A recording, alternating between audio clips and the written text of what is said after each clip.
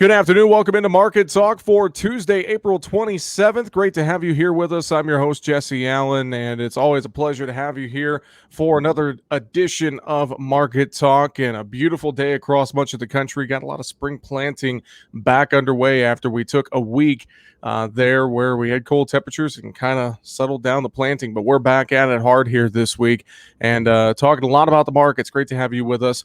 MarketTalkAg.com. That's our home on the web. You can find us there. All of our streaming sources, our radio affiliates, social media links, and more. Well, again, a very volatile session in the markets. Let's talk about it. Our good friend Matt Bennett with agmarket.net.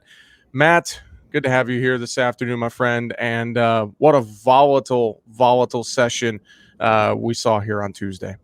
Yeah, absolutely. As I was telling you before we came on here, got up at 4. I usually get up pretty early in the morning to go work out. I got up in the morning. I thought, well, I'm going to go just take a look at the markets before I leave. And then Acorn's up 35 cents. I said, I better stay home. This is crazy. The next thing you know, we're up 40, locked up 40 for quite some time. And then, of course, we came off of that. But volatility is the name of the game. Whenever you look, soybeans, you're looking at a 50 cent, 50, 60 cent trading range on some of these contracts. November was actually a 45 cent trading range. And for new crop to have that kind of trading range is pretty wild. But no doubt there's a lot of volatility here. There's a lot of folks that have wanted to get out of their short positions here recently. And it's kind of been that panic situation. But at the same time, a lot of people are trying to pick a top. So it's created for quite the volatile environment. Well, and I want to break this down a little bit with you, Matt. For starters, we see all this volatility, and you mentioned that we're trying to find a top and pick a top, and it really just doesn't seem like there's a top in place right now in this grain market. We expect some corrections here and there, but really it just seems like, the mood in the market is, well, we'll correct, we'll take some profit, and then we'll run this thing higher some more after a little consolidation. Is that the feeling you are getting right now, is that there really isn't a top in place? Yes, it's kind of the feeling I get, and it's for a couple of reasons. When you look at the cash market, whenever you look, for instance, at your spreads, the basis, some of these basis levels, in my part of the world, one of the processors has been, 40 over the July, but you're hearing about pushes for another 25, 30, 40 cents, depending on quantity. So there's a huge push out there. Beans, it's like corn on steroids. Beans, you're in $1 over pushes with a posted 40, 50 over basis. So I think you got to watch the basis. When basis is that strong and originators are in that much of a panic mode, if you will, to get cash bushels sourced, especially during planting season. That you're going to see that. You get on past that though, and you're still seeing basis levels on past this spring that are pretty robust. You've got to ask yourself, why would this market be over just yet? Carryouts are super tight. We've got a May report that I don't know how you have a bearish May report with the information we know. We should have extremely tight new crop stocks, both corn and beans, because they have to use those acreage levels that they use for March planting intentions. You're looking at seriously tight situation in May. And I don't think anybody wants to be short going into that. I don't think anybody wants to be short going into that. You are exactly right. And there's a lot of factors that are at play here. And I want to talk a little bit just about, why we're seeing some of this volatility and why things are so amplified. And we know that there's expanded limits out there. That's going to get even wider on the corn side here very soon, and just all the volatility with the funds and the specs and having the ability to have more contract positions and just the computers, the momentum trading. There's so many new factors or expanded factors that are playing into this volatility, Matt. No doubt about it. There's a lot of money flowing around right now, and I think there's a lot of folks that a little bit concerned about what's going on with the equities. Stocks have been so good; people have made so much money. I think there was a lot of folks that were concerned with the changeover in presidency that you would see the Dow plummet. And it didn't. And I think the fact that it just keeps going, some of those people are maybe starting to pull some of the money out and maybe go over to commodities. We're hearing about that quite a bit. And so, yeah, there's a lot of money flow here. Long and short of it, though, from a producer standpoint, it's pretty easy to get caught up in this. But I highly encourage anybody to take a look at what these new crop prices mean for you from a situation of just a regular crop. What if I just have a regular crop? And you talk to producers across the Corn Belt, what are they going to tell you? Best soil conditions I've planted into in years. I mean, we're hearing it over and over and over. And it's not going to be 100% of your viewer listeners, but I'll tell you what, it's going to be a good chunk of them. Illinois, Iowa, there's a lot of folks that are just thrilled, even though it's been a little cold, don't get me wrong, but it's so dry that the planting conditions are just pretty much garden-like. Well, and that leads me to another question I'd like to pose to you. I've heard from some producers who are maybe a little worried about marketing too much new crop right now in the event that we stay dry. I know Yeah. that concern is out there as well here for the U.S. Midwest, and there's some folks that are just going, I hate to market too much new crop and then not be able to deliver it. What would you say to that? What would you say to a good strategy? What would that be for marketing new crop right now? First of all, they're making an excellent point. I was still in the grain business back in 2012. Our family had sold out of our elevator in '09, and the new owners wanted me to come on board for a transition period. And so I was on with them until about 2014, whenever I started, the Bennett consulting outfit, and then we moved into ag market. But regardless, 2012 was a rough year because a great year overall. It's a great year, but there was a lot of folks that they come into a rally from springtime frame of $4, $4.50, and all of a sudden you're looking at $5.50 corn. Say, oh man, I got to latch onto this. I'm going to sell 50% of my crop. Some people got up to 2/3 sold. It's, you get up to $6, $6.50. How can you go wrong? But it never rained again. In the I states, it just never rained again. And so the unfortunate reality is that a lot of folks had sold 50 and 60%, and they raised 30 and 40%. And then you had to cover the contracts you'd already sold, the difference between where you sold and the price that it was the day that you delivered. That's not much fun whatsoever. So I totally understand their angst. Here's the thing, though.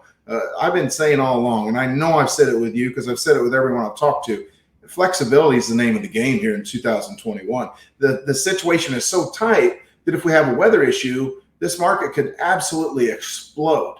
And so if you're going to sell over, 25, 30% of your crop, it makes a lot of sense to be super flexible. Maybe you're just selling corn and buying yourself a call. But if nothing else, buy a put option at a price level that's higher than what you've sold at by probably $1. You can buy one of those today pretty darn cheap because this market is so elevated. And this market is going to continue to be elevated. It seems like there's no doubt about that. We talk weather issues, not only the dryness concerns that are building in the Midwest, but currently the forefront, South America. And we have a lot of questions about Brazil's safrinha crop right now.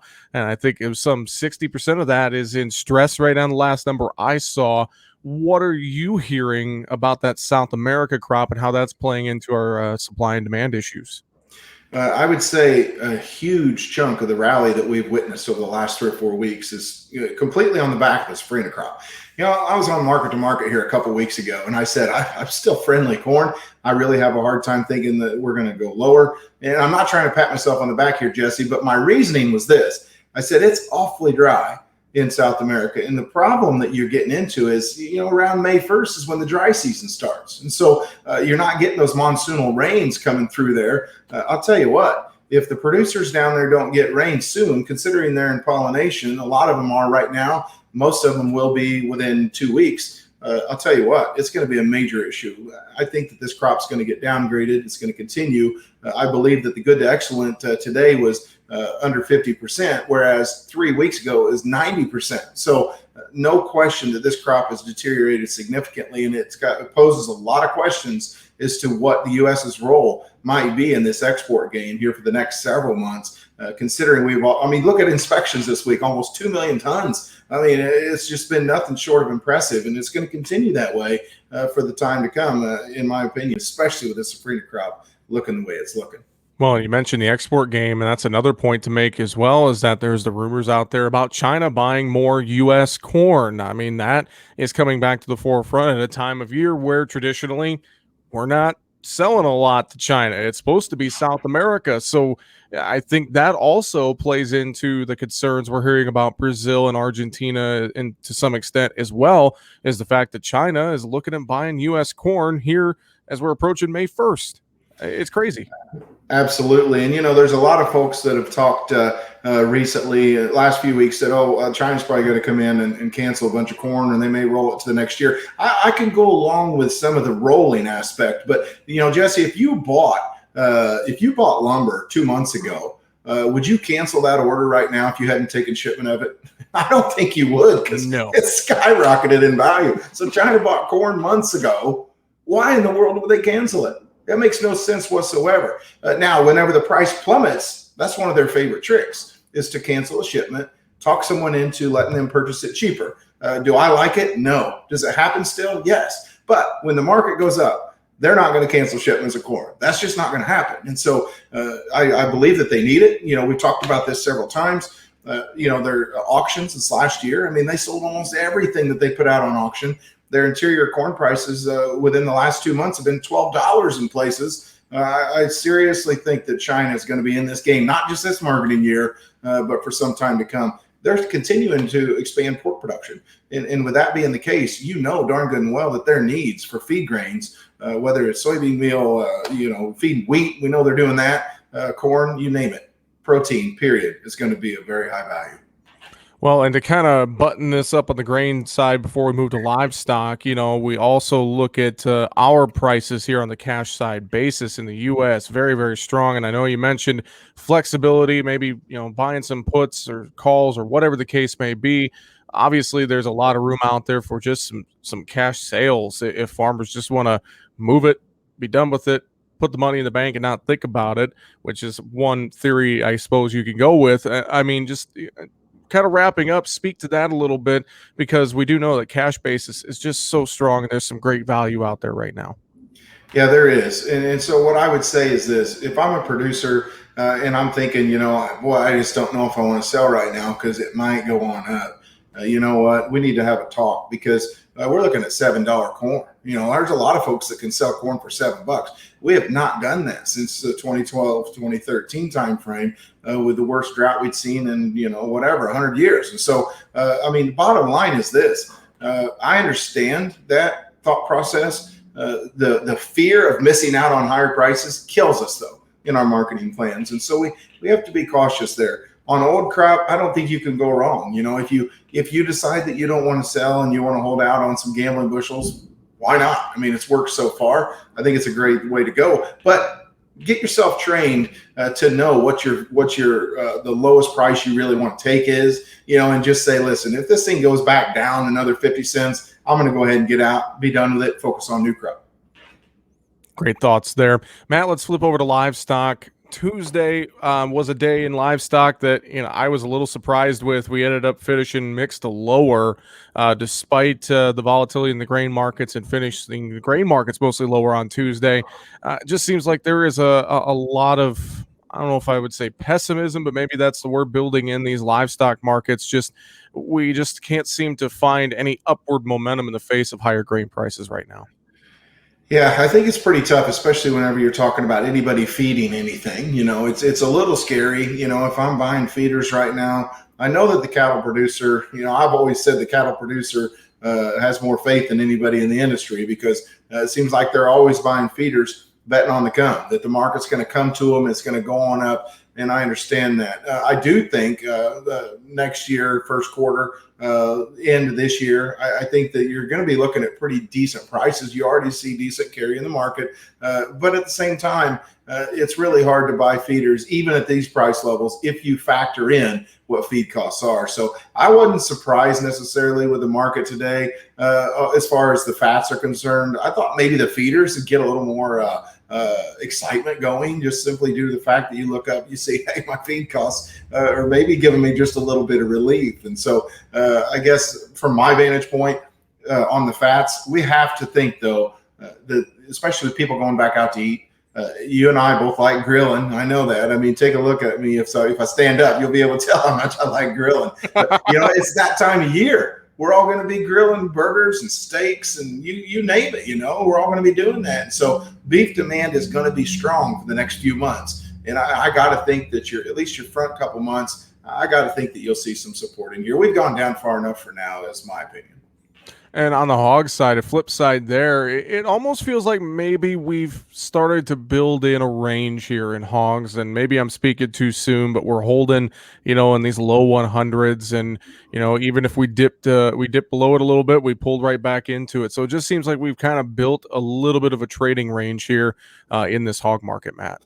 Yeah, and I think that a lot of folks have wanted to see this thing race higher and get well above all-time highs, and those possibilities still probably exist. But we really need to see huge sales. If we get big export sales, I think that could be the catalyst that really pushes us. We know that numbers, especially in the U.S., are not all that great, but also I think some of the ASF talk. It seems to me the ASF talk has maybe been just a little bit overstated at times. I don't think any of us know what's really going on in China. One thing I do know is I keep hearing about them ramping up pork production. So that tells me that the issues must not be quite as severe, as what some of us thought they might be at one time. Definitely, and it'll be something to watch moving forward here with all these livestock markets, and obviously demand is going to continue to be a big driver here for beef and for pork.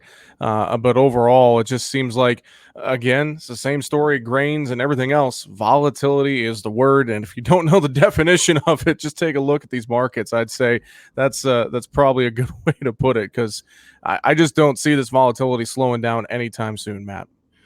No, I think it's going to be one of those summers that there'll be lots of opportunities because the volatility, as you suggested, is not going to go away right away. But I think as a producer, you've got to have a game plan. What do I want to do with these markets? Because I know a lot of folks, have told me lately, I just don't know what to do. I feel more nervous right now than what I did at low prices. And let me tell you why you feel more nervous. Because guess what? There's more money at stake. That's all there is to it. So you've got to get a plan together, some sort of plan to where you can at least say, what, I'm okay with only making $300 an acre or whatever it might be, or 500. I don't know. A lot of folks that have paid for land are going to be looking at some really salty income, and even people with really high cash rent this year might be very handsomely rewarded, just simply due to the fact that these prices have rallied so substantially at a time whenever we had a fairly low cost crop that we were able to put in the ground because of fertilizer prices last fall. So it's going to be a very interesting year, but don't go into this thing without a plan because, as you suggested, volatility could be intense. Very, very true. And if folks need help with a plan, I know they could reach out to you and the team there at agmarket.net. You guys have a lot of stuff on your website. You have the app, but of course, just talking to you guys directly always is a great help to any producers who need advice, right, Matt? Yeah, absolutely. If they go either to the agmarket.app or to the agmarket.net, they can get our contact info, check out our research, technology. We've got a lot of tools that kind of show you what kind of money you're making. And boy, whenever you're looking at it face to face, it's actually pretty powerful the way that information manifests itself. Yeah, agmarket.net. You can download the app via the Apple App Store or the Google Play Store as well, or go to agmarket.app to get it downloaded as well. Matt Bennett with agmarket.net. Appreciate you joining us here today for Market Talk. Thanks so much, and we'll talk again soon. Absolutely. Thanks for having me, bud. Matt Bennett with agmarket.net, our guest today here on Market Talk. Find us online, markettalkag.com, all of our social media links, streaming sources, and more. This has been the Tuesday, April 27th edition of Market Talk. I'm Jesse Allen. Have a great afternoon.